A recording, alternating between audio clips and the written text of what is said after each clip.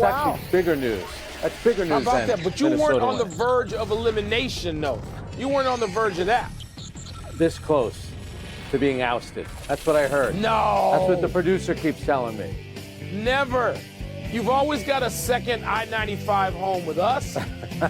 Welcome to PTI. Tony has another day off, so I am joined once again by our great friend, Mr. Fill-In Frank Isola. That's my friend. Those are my friends. Little holiday hangover cheer. Let's start with the Minnesota Timberwolves avoiding elimination by beating the Mavericks in Dallas last night. Karl Anthony Towns bounced back following a dreadful Game 3, and Anthony Edwards nearly had a triple-double and hit some crucial shots down the stretch as the Wolves won by 5.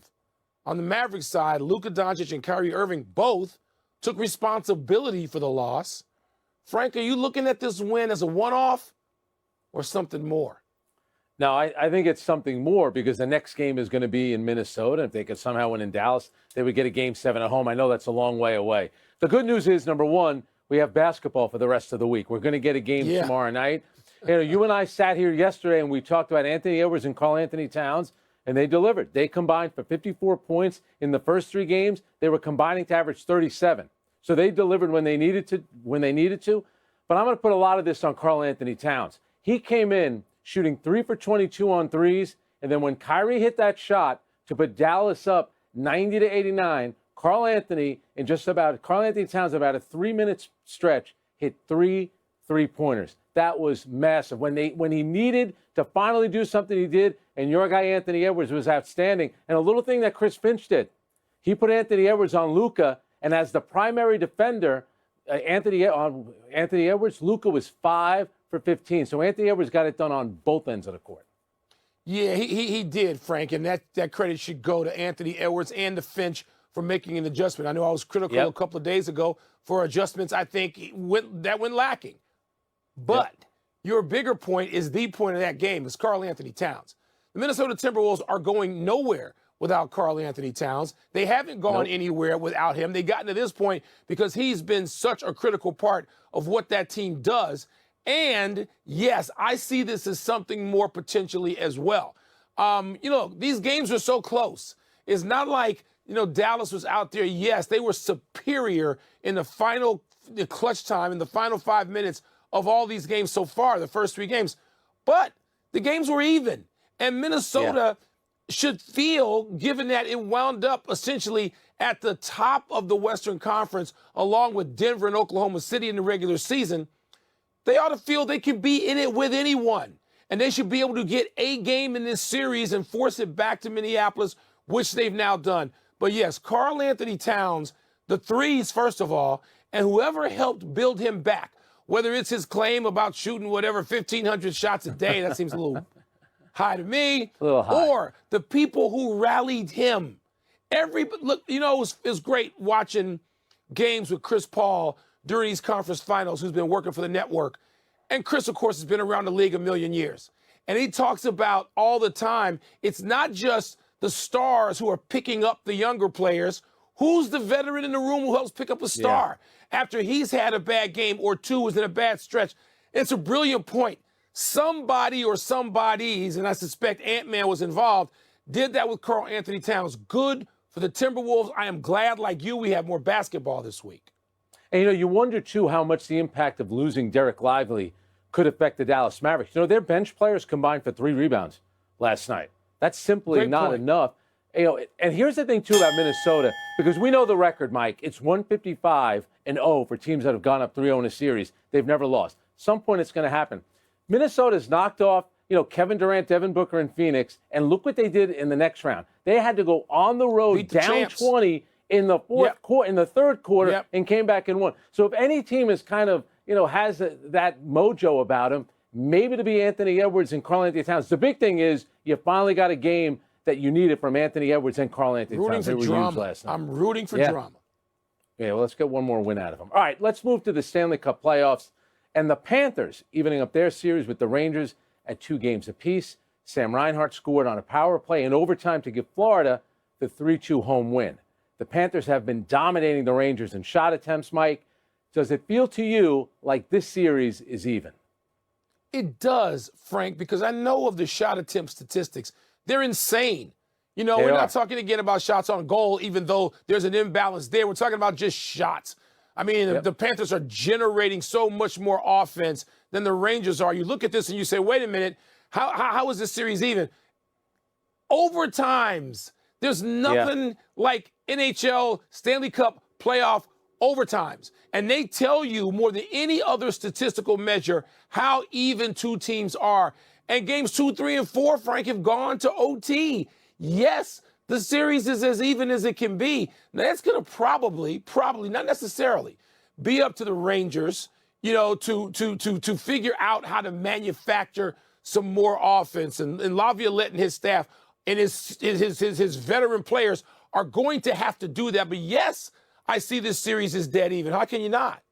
Yeah. And you talked about those shots on goal. Think about this. Last night, in the second and third periods, the shot attempts were 68-17. Igor Shesterkin, the Rangers goaltender, I mean, he's under siege the entire game. You know, he is. Reinhart, if you look at the goal that he scored, it was a power play goal. So the Rangers did a bad job right there in the first minute taking a penalty. But he scored from the slot, which is exactly where Vincent Trocek scored the Rangers' first goal. So the Panthers in overtime, they had to get that game last night. Yes, you can come back from 3-1 down in hockey. I get it. But to lose 3 overtime games, what would that do for you mentally? I think, of course it would be. That's why I think the way, and Florida is a cocky team. They believe they should have already swept this series. They're going to have to go on the road. They're either going to have to win a game 5 or a game 7 at Madison Square Garden. They're capable of it. What would worry me about the Rangers is all the shot attempts. I mean, at some point, their defense is going to break. By the way, Frank, when you have that kind of penalty on a breakaway, I'm sorry. To me, that should have been a penalty shot. Same thing. I'm screaming penalty shot in live time. Like, wait a minute. Why? And okay, you get more than one chance on the power play, as it turns out, and they won it with one of those chances. But it seems like penalty shot should have been called. And now to the French Open, where unseeded Naomi Osaka came so close to taking out two-time defending champion and world number 1 Iga Swiatek. Osaka was up 5-2 in the third, serving for the match at 5-3, but lost the point and her serve, and Swiatek took control, winning 5 straight games for a final count of 7-6, 1-6, 7-5. Now, Osaka, people will remember, spent 2023 on maternity leave. So, Frank, after this result, should she feel encouraged or discouraged?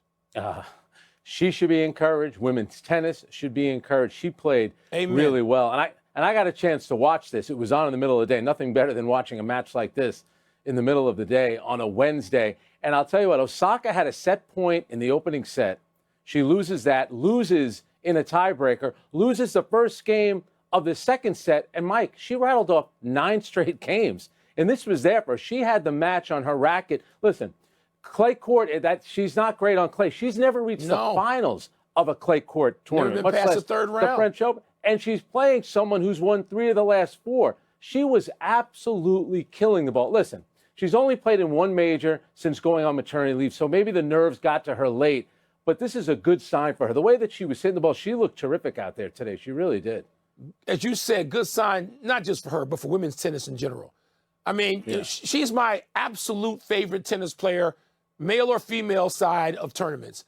Absolute favorite. Osaka, as we know, with 4 Grand Slam tournament championships, she's a star, a big star. And tennis, all of tennis, needs her back. They seem to have her back. Remember, Swiatek won her last 2 tournaments. She's in Europe dominating people and sort of warming up for a summer run, and she nearly gets taken out. And so I know, you know, somebody with as many great victories, important victories, is not going to say there's some sort of, you know, moral victory in this. There's no way Osaka's going to think that.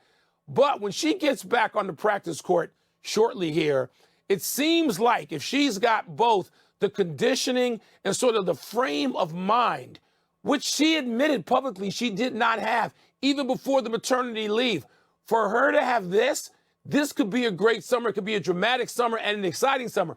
We're talking about a week more of drama in the NBA before we get to the finals. Tennis, all of tennis, as people like Nadal bow out and Federer's gone and Joker, who knows, Naomi Osaka can carry a big load. We've seen her do it. You know, Osaka had not won a major since the 21 Australian Open. You watch her today, and you're thinking, you know what? She's got some majors left in her. And the interesting story, I know you love that story with her and Swiatek when she talked her out of retirement. Swiatek was going to go to college, and she said, don't do that. And here she is, a four-time major winner, and the odds-on favorite, obviously, to win yet another French. Osaka not scared of no, not at all. her peers. Let's take a break. But coming up, Major League Baseball makes a big change to its record book. And what's the word for tonight's Game 4 for Connor McDavid and the Edmonton Oilers? That's going to be worth watching. That's must. To fill in some blanks with Fill In Frank. What's first? It's blank that MLB added Negro League statistics to its record book. Frank, I got a very simple word. It's equal. Major League Baseball was segregated for forever, for like more than 80 years of its history. Until 47. And it only considered the contributions, records included, of white players. And so now it's adding a league that was segregated, and it is adding the records, the participation, the inclusion of important stars. I mean, even guys like Jackie Robinson, Willie Mays, Henry Aaron, Ernie Banks, they played in the Negro Leagues. Even they're in the Hall of Fame based on their contributions to Major League Baseball. But now people will get to know more about the contributions and records of guys including Josh Gibson, Satchel Paige, Buck Leonard, Cool Papa Bell, my favorite nickname of all time, Oscar Charleston, Martin Diego, Rube Foster. You can learn about all of it. Babe Ruth played against these guys. He barnstormed. There were white stars. Major League Baseball didn't include them, but it doesn't mean their peers, the Negro Leaguers' peers, didn't understand they were great players because they would go play where they could legally against them in Cuba and other Mexico in the offseason. So great, but it's equal. That's the important thing. You know what? I'll take what you said and I'll say that it's overdue then. I think that's one way to look at it.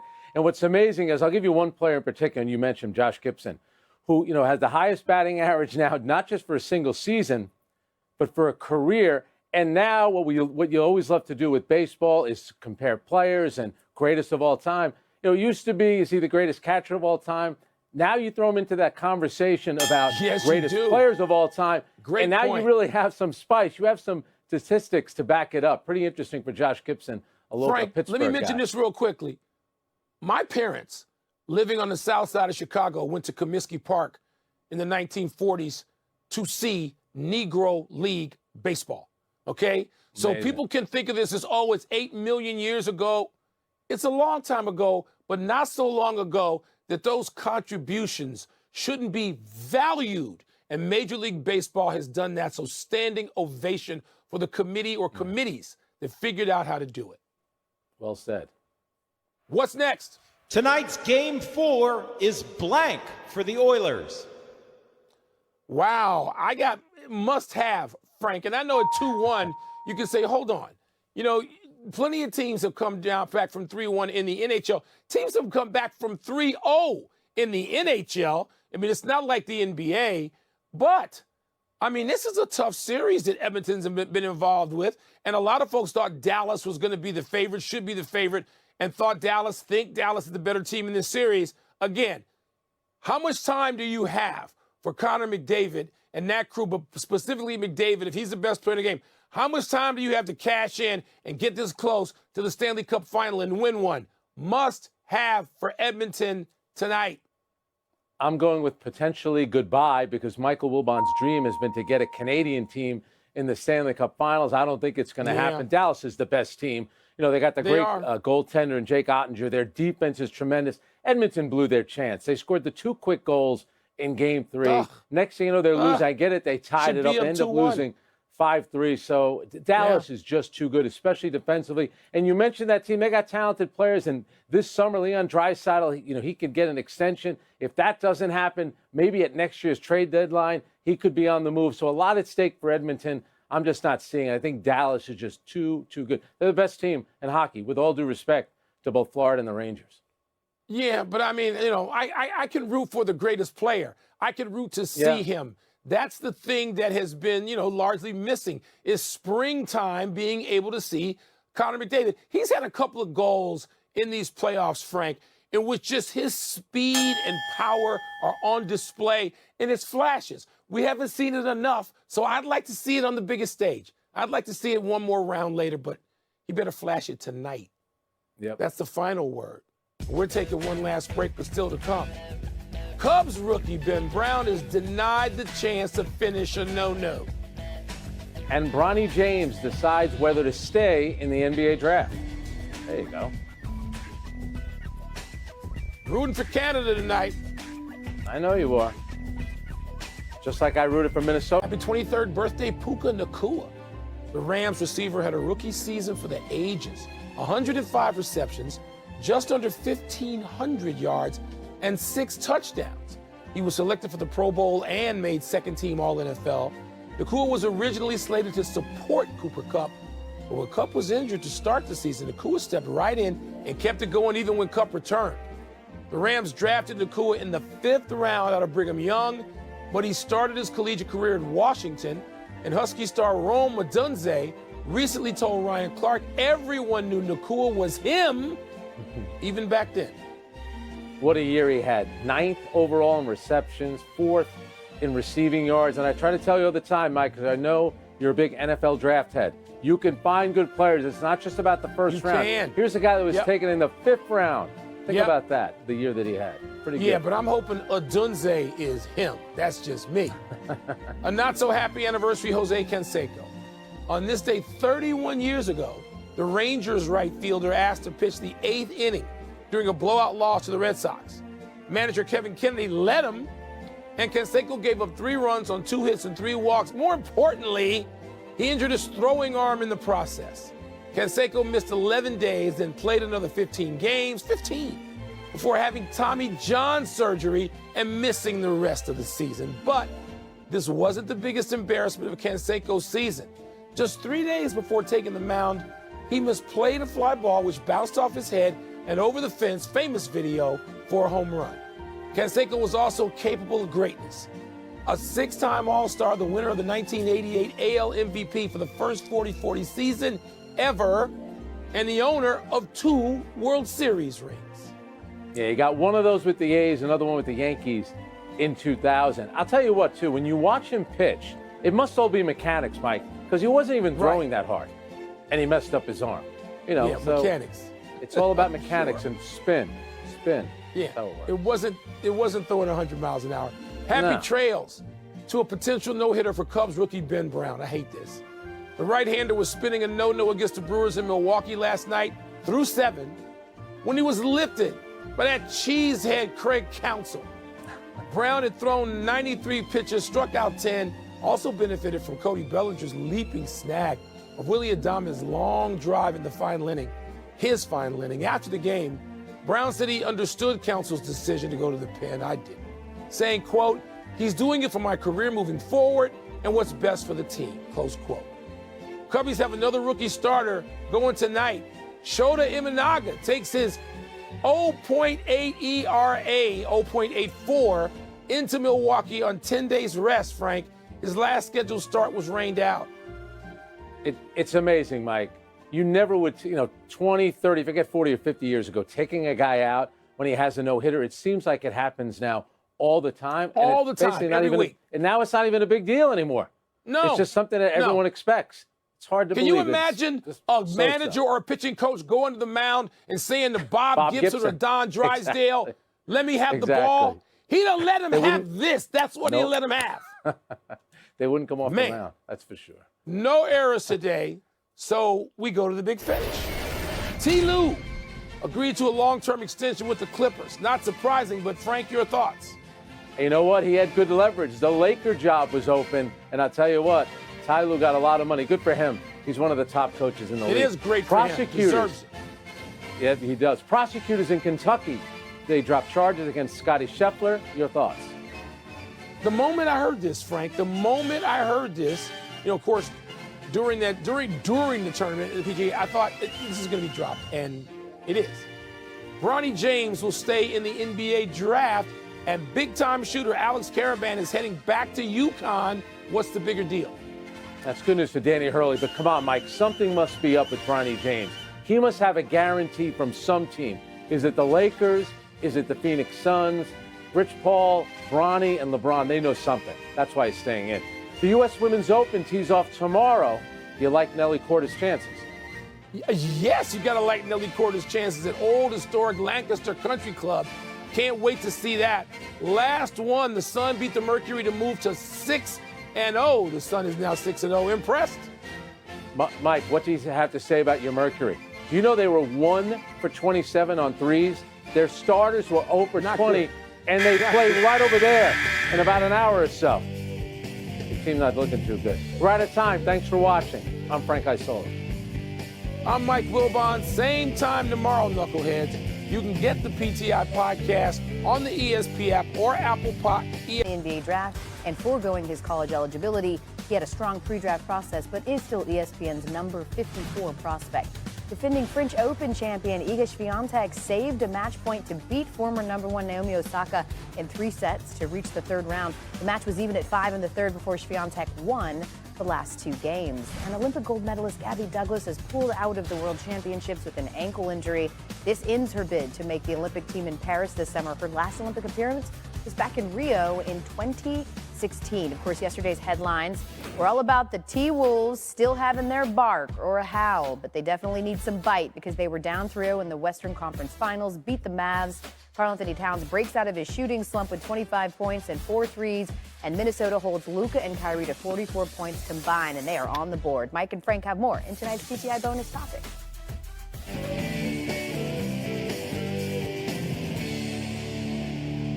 All right, Frank, how much faith do you have in Minnesota forcing a Game 6?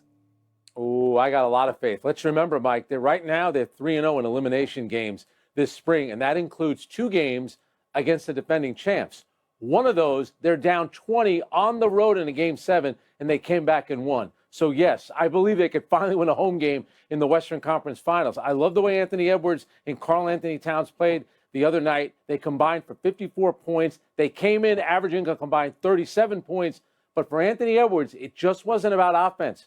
They put him on Luka Doncic, and with Anthony Edwards as the primary defender, Luka went 5 for 15. So a couple of adjustments Minnesota made were good. I think the crowd tomorrow night is going to be wild, but it's more about the way that they played. Defensively, they play great defense everywhere. That gives me a lot of faith they can force the series back to Dallas.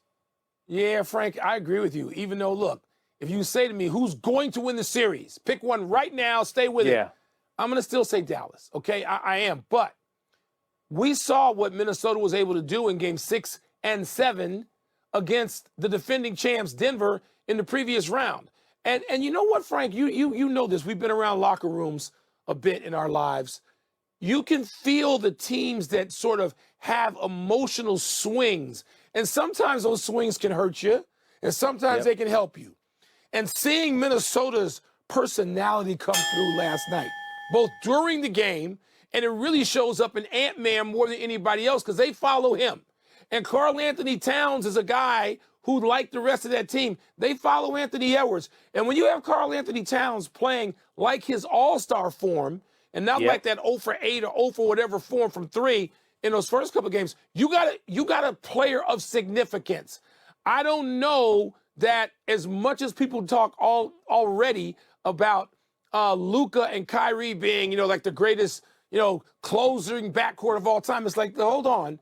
They can be equaled in this series, even though it's not backcourt, by Ant-Man and Cat if those guys are playing at the level we saw in Game 5. So I think Game 6 is going to be another battle, but I kind of see Minnesota winning Game 6. And I'll tell you what, the loss of Derek Lively has been big. We'll see if he's available in Game 6. We don't know yet. And has more.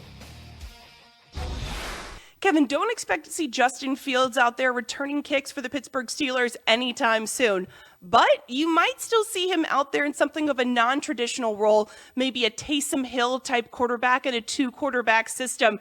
Because as quarterback Russell Wilson said today, he wouldn't mind having Fields out there because the team is better with 2 dynamic playmakers and quarterbacks. And Wilson said that it could really strike fear into the heart of some defenses for sure. Kevin? Brooke, thank you so much. NFL analyst Louis Riddick with us now. Louis, what should be the deciding factor on who should be the starting quarterback for the Steelers? Well, I think ultimately, Kev, this is just going to be about efficiency, about situational efficiency, who moves the football down the field, who converts on third down, who in the red zone is able to get this team in the end zone and not having to settle for field goals, and who's able to do it on a consistent basis. And look, I know that Mike Tomlin has said Russell Wilson has pole position right now. And for the sake of lining up a depth chart, you have to put somebody at number one and Russell be number one. But I'm just telling you, I don't see it finishing that way. I do not see this whole season going by where Justin Fields is not the every down starter. And I'm not talking about some two quarterback situation where you're rotating them in there and you have a package of plays. I think this offense will be tailor-made for exactly what Justin Fields needs. Arthur Smith will get back to the kind of offensive coordinator he was prior to becoming a head coach in Atlanta, where to me, as a good friend of mine, I think he became distracted with everything else that he needed to do as a head coach and forgot about who he was as an offensive coordinator.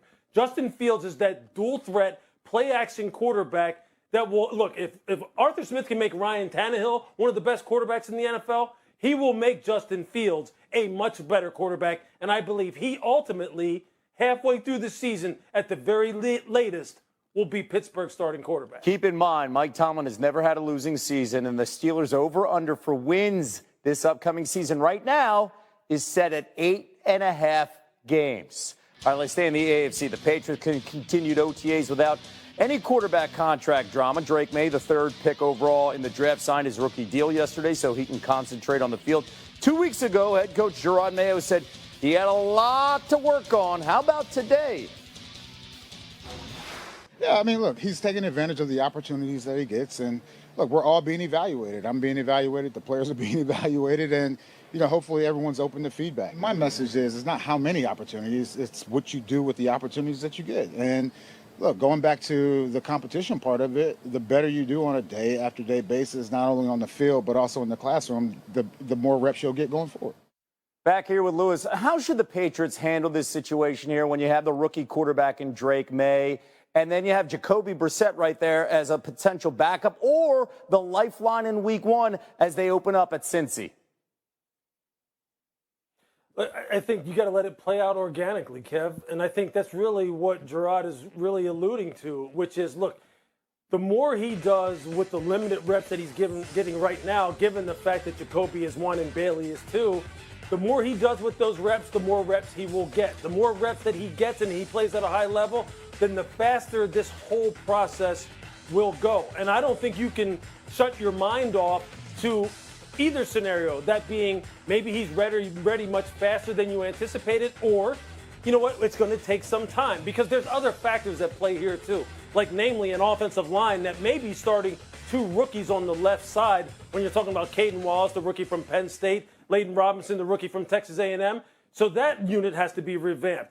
He has two young receivers that he's trying to get on the same page with, and that Jacoby Brissett's trying to get on the same page with too, in Jalen Polk and Javon Baker. So there, and then there's Alex Van Pelt, who's the new offensive coordinator, who's trying to put it all together. So I think right here, right now, when you're talking about Drake, there's so many moving parts. There's no way you can anticipate or predict what time it will be his and when he will become the starter. But you just have to be prepared for any scenario, because players all react differently when they're put under the gun. And there's a reason why they drafted Drake May, and that's because they expect him to react favorably to this kind of competition. The Patriots have to hit on some drafts here. The last Patriots player to win Rookie of the Year honors was Gerard Mayo, and that was back in 2008. Now he's the head coach of the team. More with Louis ahead on SportsCenter.